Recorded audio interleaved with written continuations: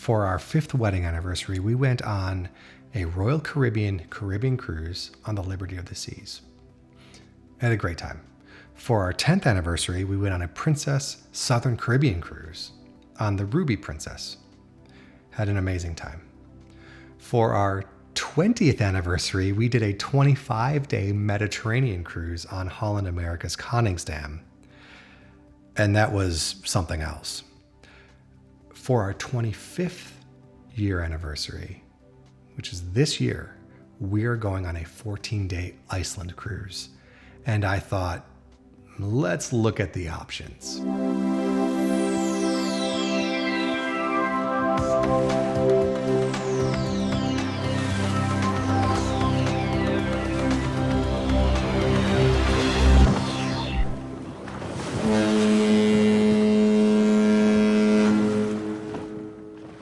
Hey, welcome to This is the Cruise. I'm Clint, and this is the channel where we look at upcoming cruise itineraries and try to figure out if this is the cruise for you. Today, we're going to Iceland.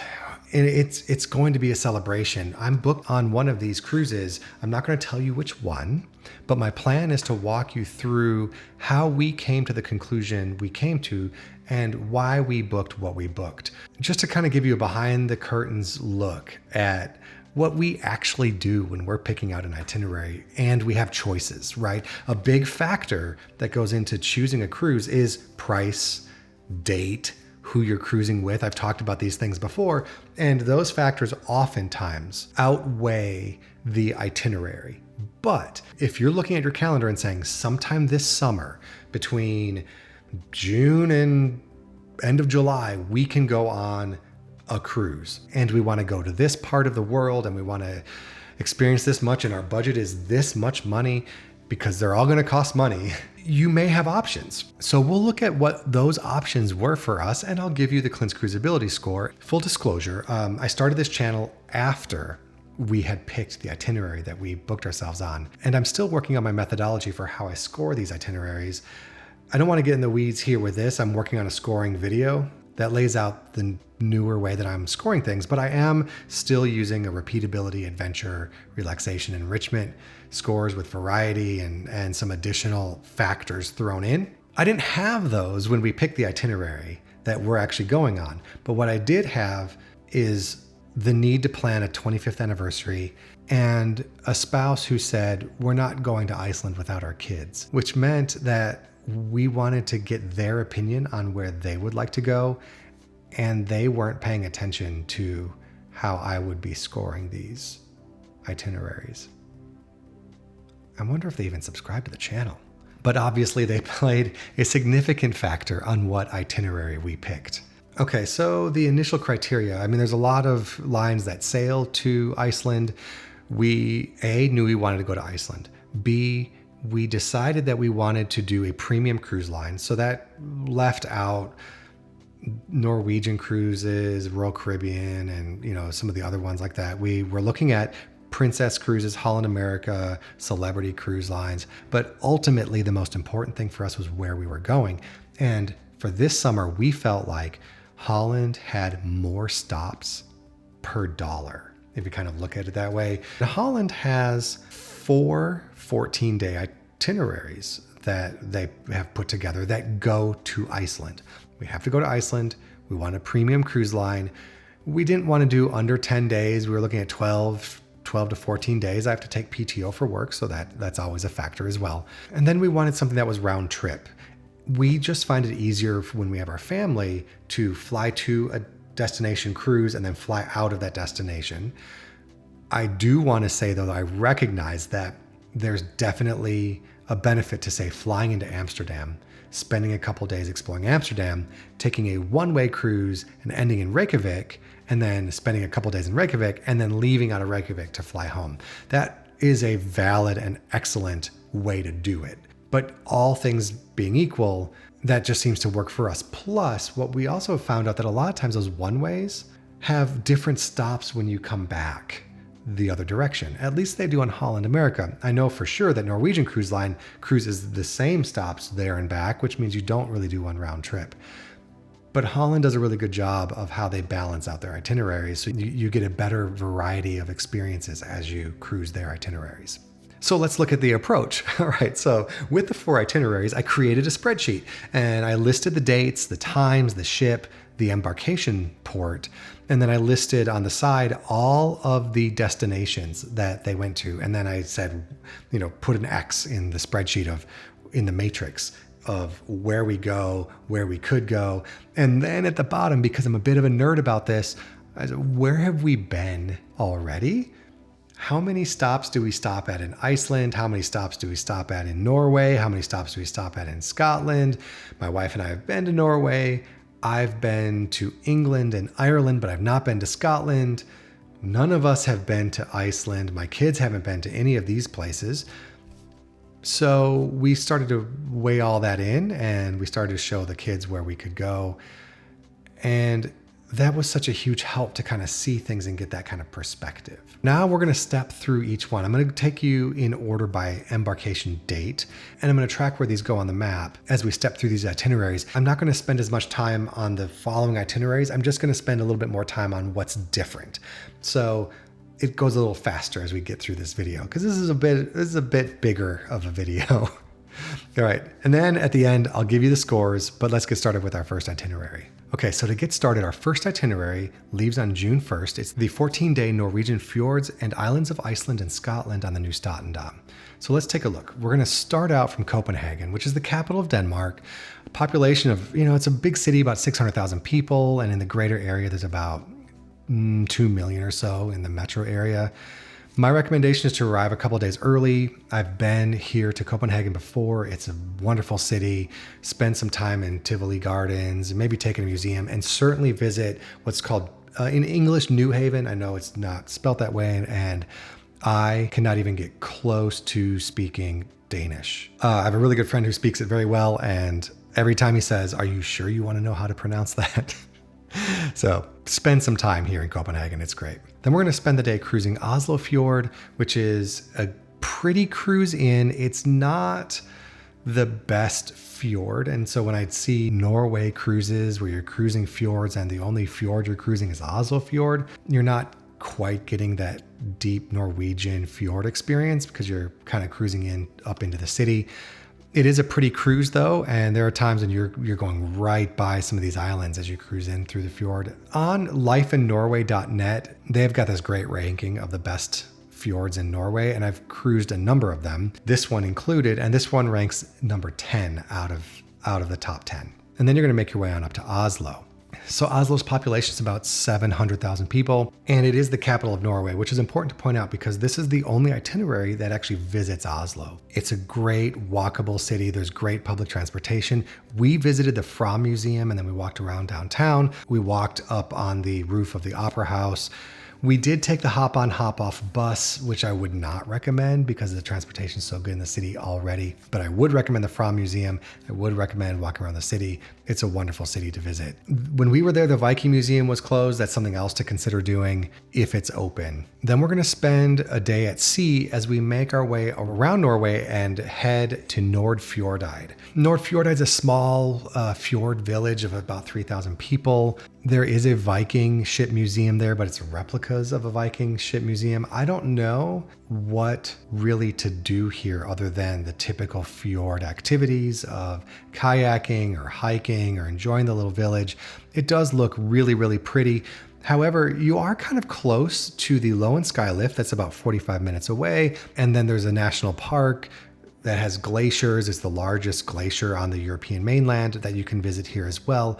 I'm not even going to try to pronounce it. I'm not going to try and pronounce it. My recommendation for this visit and what we found, a lot of times we want to pre-book things so that we don't miss out. This is a type of stop where if we were to get off the ship here, we would find the visitor center, the tourist information center, and go see what they have. We found it just to be a great way to immerse yourself locally in what can be done rather than booking something through the ship. And then after the ship leaves Nordfjordeid at about 4 o'clock in the afternoon, you're going to have a scenic cruise out of Nordfjord. One of the great things that Holland does, and I would assume some of the other lines do it too, but Holland is really good about some of the enrichment activities they have on the ship. And when they say scenic cruising, oftentimes, not always, but oftentimes that means that they're actually going to have an expert on the ship or the cruise director will be narrating and talking about the area, the history, the ecology, and you'll learn more about that. I didn't mention it when you're cruising in Oslo Fjord. They're not going to be doing it because it'll be early in the morning. But when you're leaving, they're talking about the local government. They're talking about the history when it was settled and information about the fjord as you're leaving, which makes the itinerary just that much more enjoyable and the area. I will note that Life in Norway rates Nordfjord as number 9. So you're going to visit number 10 and number 9 of the Norwegian fjords on this itinerary.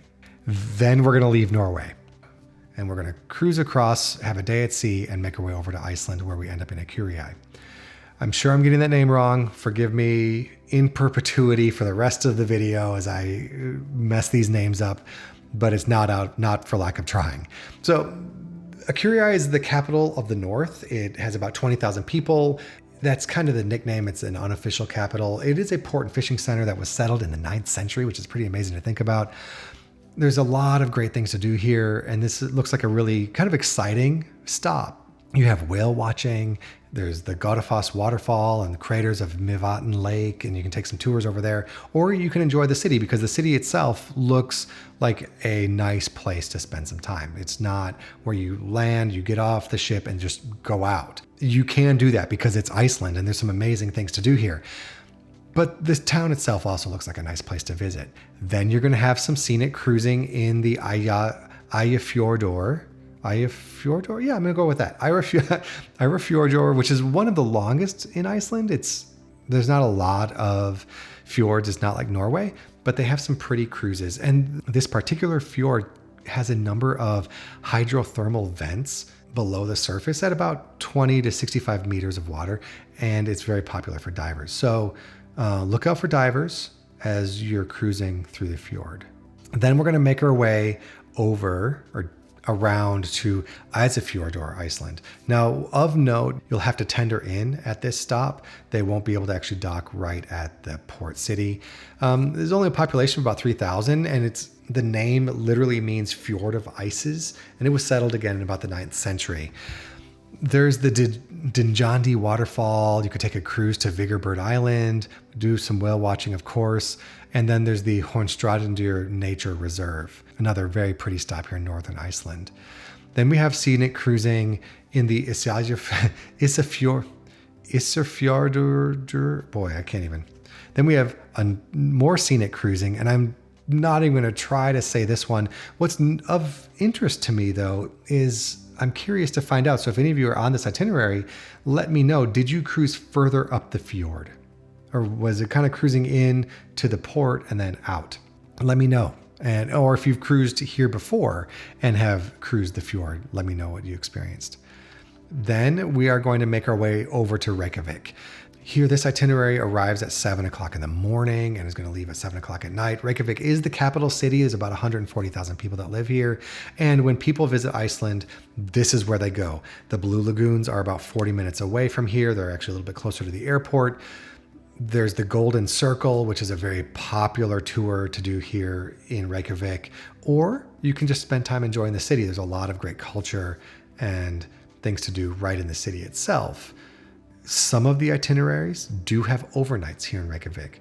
Unfortunately, this is not one of them.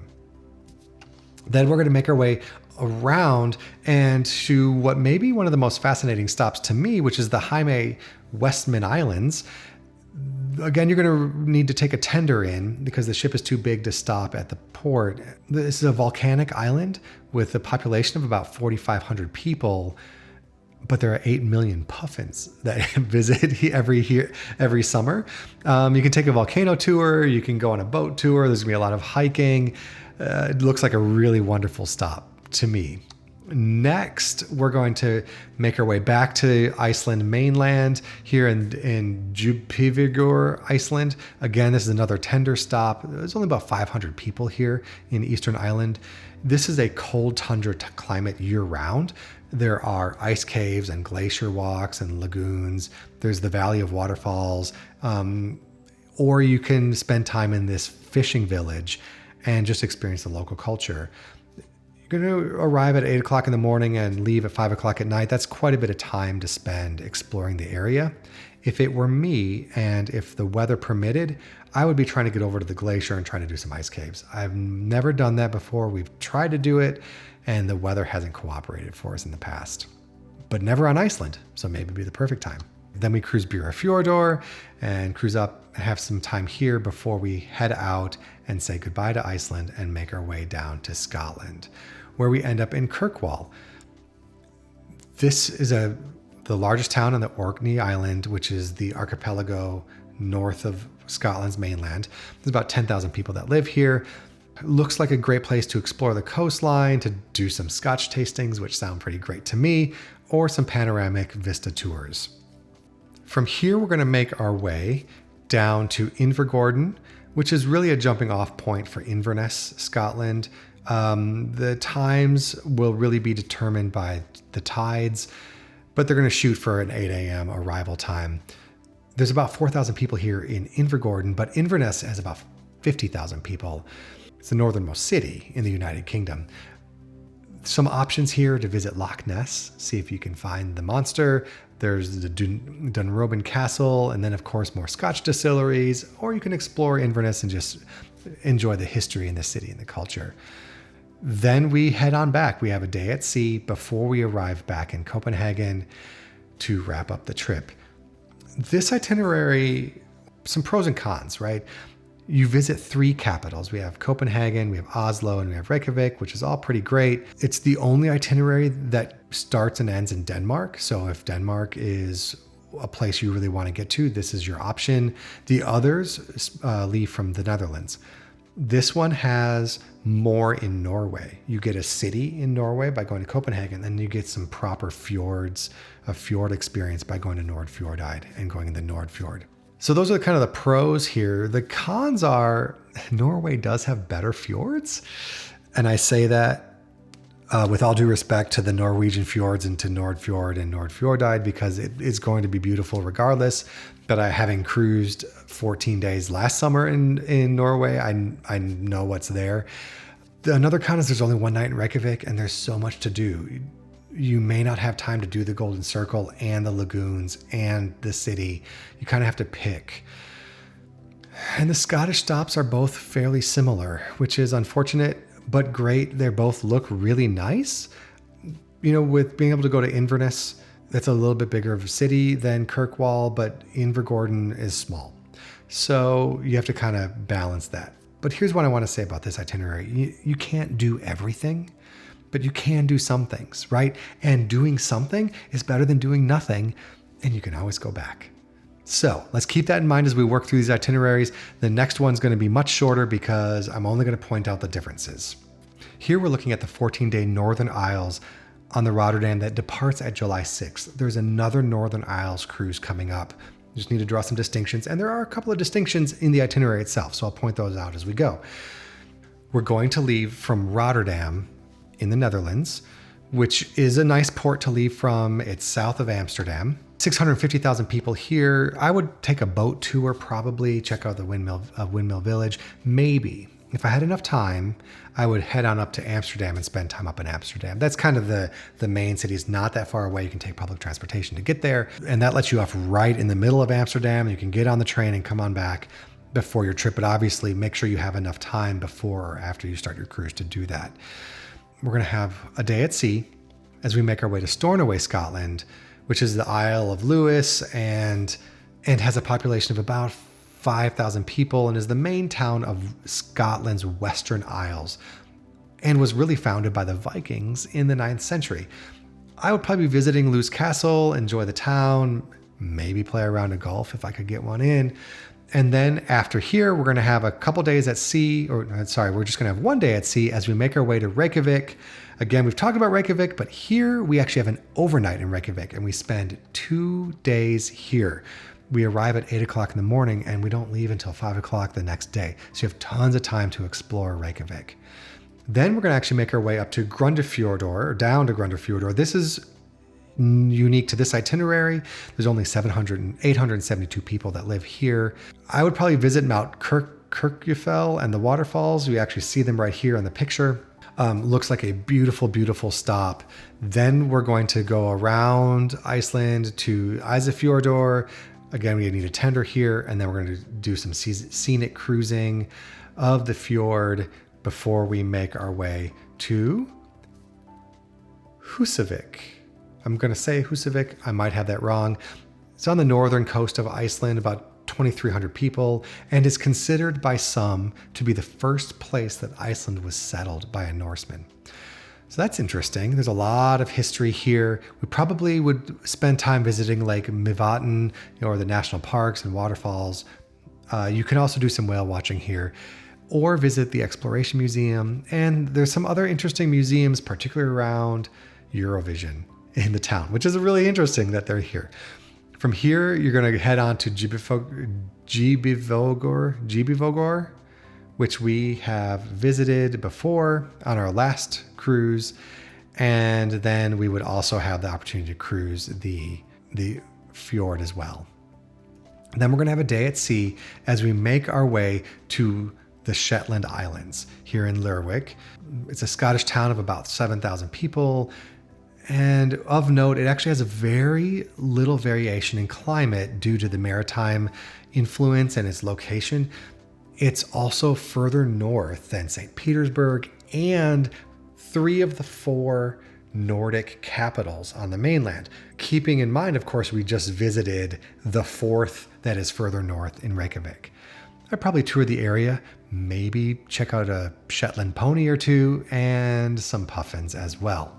Then we will make our way down to Queensferry, which is an interesting stop because it is the gateway to Edinburgh. Queensferry has a population of about 10,000 people, but Edinburgh has a population of 500,000 people and is the capital of Scotland. That's what I would be doing. I'd be spending my time there, taking in the history, the food, and the culture.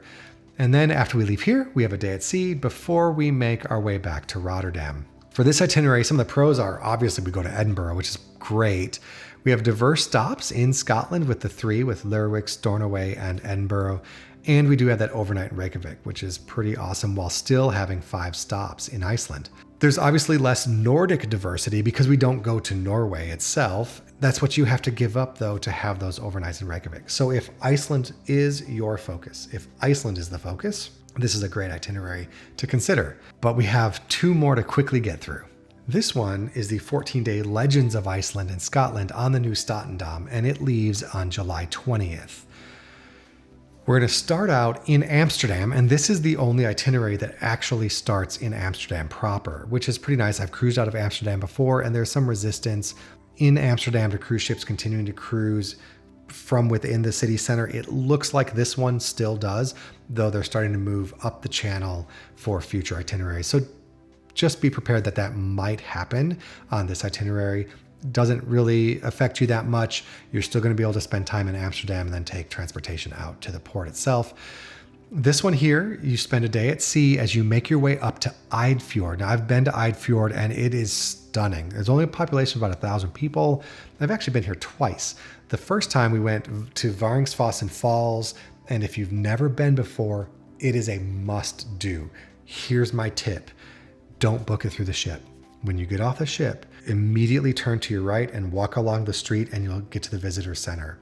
Go there and buy a ticket. You get a shuttle bus that takes you right to the falls. You can spend as much time as you need. You get on the shuttle bus and you can come on back.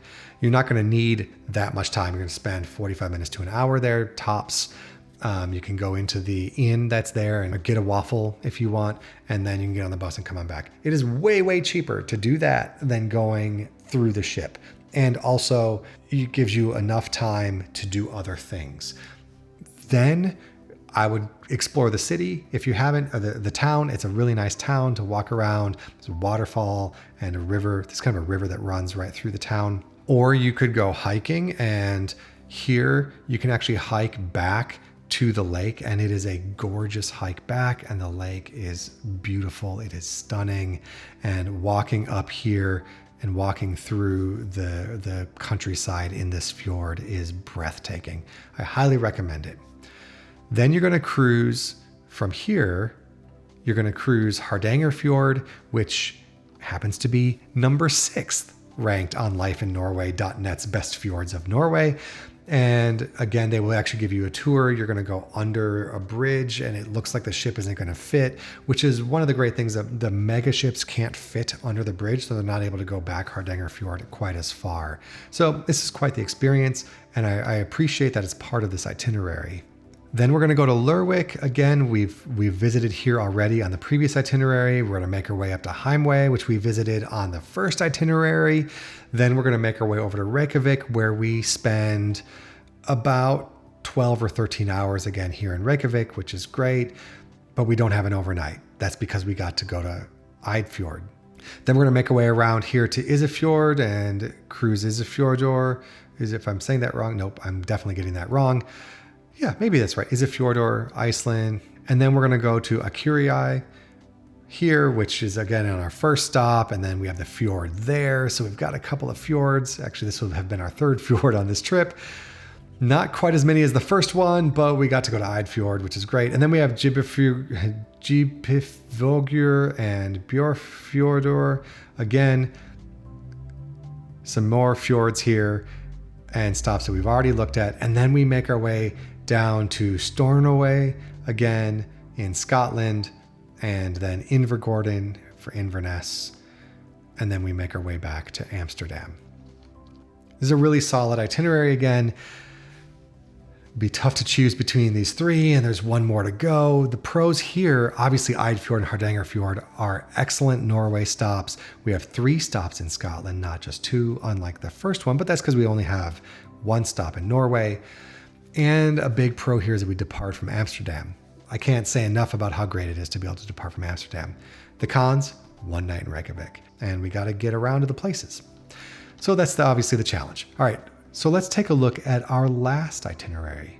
This is the 14-day Northern Isles on the Rotterdam that leaves from Rotterdam. We've left from Rotterdam before. It's a nice place. We've talked about it already, so let's keep moving here. We have a day at sea, then we make our way to Lerwick on the Shetland Islands. We've been here already before. And then we have another day at sea as we make our way to Iceland and stop at the town that gives me the most trouble with pronunciation. Then we cruise, again, the fjord, Burfjordur, and then we make our way around to northern Iceland where we go to Akureyri again. Now we've talked about this, but this one, the distinction here is that this stop has been swapped for what was Husavik. So instead of Husavik, we're going to Akureyri, which allows us to have the fjord cruise as part of this stop. Then we are going to make our way over to Isafjordur and have scenic cruising there in Isafjordur. And then we're going to go to Reykjavik again. Now, Reykjavik, because of the way this itinerary is put together, again, we have an overnight, 2 days here in Reykjavik. Arrive sometime around 8 o'clock in the morning and we'll leave sometime around 5 o'clock at night. From here, we're going to go to Grundarfjordur, which is a beautiful, beautiful stop we've already looked at. And then we're going to leave Iceland, have a day at sea, and make our way down to Stornoway, Scotland. And then we're going to cruise over to Kirkwall, Scotland. And this is another swap. So we have these 2 differences between these 2 14-day Northern Isles out of Rotterdam, on the Rotterdam. This one goes to Kirkwall. The other itinerary went to Edinburgh. So if Edinburgh is really important to you, then that's the one you pick, right? So the pros here, right? This is relatively diverse stops. We have east, west, and northern Scotland types of stops. We have our overnight in Reykjavik. We have 5 Iceland stops, even with that overnight. And the other pro here is that there may be just a little bit more to do in Akureyri than in Husavik. They're both really nice stops, though. I'm not going to complain about either of those. The cons are it doesn't go to Edinburgh, and it also doesn't go to Norway. So if the Nordic diversity, again, is something that you're interested in, you're not getting that. But again, still, what a great itinerary, right? I would go on all 4 of these. Okay, so which is the cruise? What would I pick? Well, for me, it really kind of comes down to one big question. Do I want more immersion or do I want more variety? Neither one of those is better than the other. Variety just lets me see and experience more things at a little bit more of a surface level because I'm getting around to more places. Or immersion, I'm experiencing less things, but deeper. If I wanted to go with variety, I would go with a 14-day Norwegian Fjords and Islands of Iceland and Scotland, the one that leaves on June 1st, the first one we looked at. The capitals are also distinct from each other. They're unique, and it's going to give you a bit more of a diverse experience there. Plus you get fjords and you get countryside, that landscape diversity. So that would be the pick for variety. If I wanted immersion, I would go with the 14-day Northern Isles itinerary that leaves on July 6th on the Rotterdam.